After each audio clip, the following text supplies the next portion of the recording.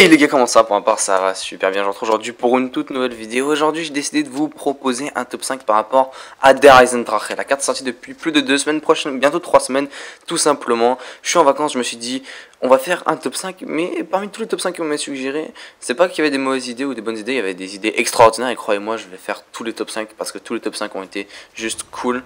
Donc je vais probablement tous les faire, mais aujourd'hui je me suis dit on va faire le top 5 des arcs dans Der Eisendrache. Vous allez me dire non il y a seulement 4 arcs, écoutez les gars, je vais compter l'arc de base pour juste pouvoir faire un 5 parfait, on va dire ça comme ça, si ça se dit. Et ça va être ce qui consiste le top 5 d'aujourd'hui. N'oubliez pas que ce que vous pouvez faire, c'est laisser un petit pouce vers si le top 5 vous a plu, me donner votre avis dans l'espace des commentaires. Ce que vous pouvez également faire, c'est me suggérer un thème pour un prochain top 5 et également me donner votre top 5 de vos arcs préférés sur Der Eisendrache. Donc je pense que vous avez à peu près vu tous les arcs, je vais pas non plus vous afficher des games de chaque arc là. Je pense que vous les connaissez tous et de toute manière, il y en a qui sont dispo sur ma chaîne.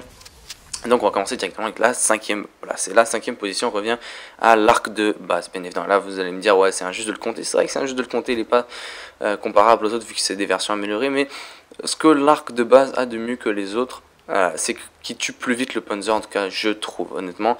Le fait qu'il a quand même juste... il a moins de 60 munitions contre 75 déjà, c'est juste ça, c'est le désavantage. Et puis il n'y a rien à dire honnêtement, je le mets 5e, c'est juste que je voulais le compter parce que ça reste un arc et puis voilà, il méritait une place quoi, il méritait d'être cité. Alors en 4e position je vais mettre l'arc de crâne, ou je sais pas comment vous voulez l'appeler, l'arc de trou noir, l'arc de crâne, voilà, c'est un nom qui me semble adapté. Cet arc honnêtement a l'amélioration la plus dure et longue à faire et est littéralement pourri, honnêtement, fait le moins de kills. Prend du temps à tuer, c'est ça le pire en plus, c'est qu'il prend quand même du temps à tuer des fois, ce qui est horrible tout simplement. Enfin bref, il n'y a que des désavantages par rapport à cet arc. L'amélioration est longue, vraiment longue. Généralement tu te dis, voilà, si je fais une amélioration qui est longue et compliquée, bah en retour je pourrais avoir une arme qui est minimum bonne. Non, non, pas du tout. Très rare qui se sont dit, on va donner de l'amélioration la plus longue et compliquée pour le pire arc. Et cet arc est littéralement pourri honnêtement. Vous pouvez même pas vous débarrasser d'une horde entière. Il y a juste des petits crânes qui sautent.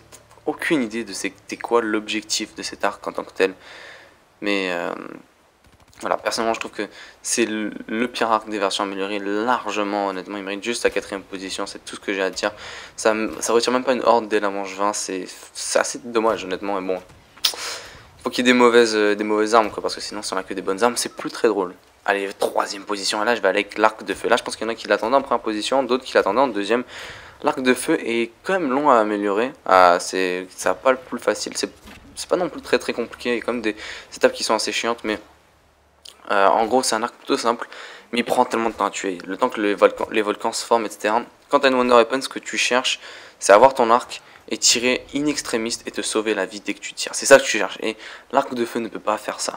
L'arc de feu peut te débarrasser d'une horde, c'est un très bon arc pour vous débarrasser d'une horde de zombies d'un coup. C'est un arc très offensif, très agressif, comparé à l'arc de crâne, qui est aussi offensif, mais qui est beaucoup moins bon, littéralement. L'arc de feu, c'est la même chose, c'est juste un arc qui est là comme ça. J'aime pas vraiment cet arc, honnêtement. Après, il y en a beaucoup qui l'adorent. Le temps que le volcan se forme, que ça explose, ça prend un petit peu trop de temps à mon goût, honnêtement. Et c'est pas non plus... C'est un arc qui peut vous débarrasser d'une bonne partie d'une horde, donc ça va. Mais pour moi, il mérite la 3e position. Il est quand même plus... Il y en a qui l'aiment beaucoup comme arc. Et pour moi, c'est juste un arc. Vraiment limite. Mais après, ça dépend aussi des objectifs que vous visez. Que si vous êtes un joueur qui a une stratégie beaucoup plus agressive, ça peut être un arc meilleur que les autres.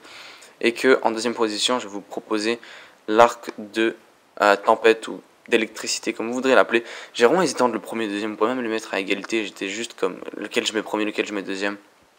Et l'arc d'électricité, si vous voulez, toutes les stratégies sont bonnes avec cet arc.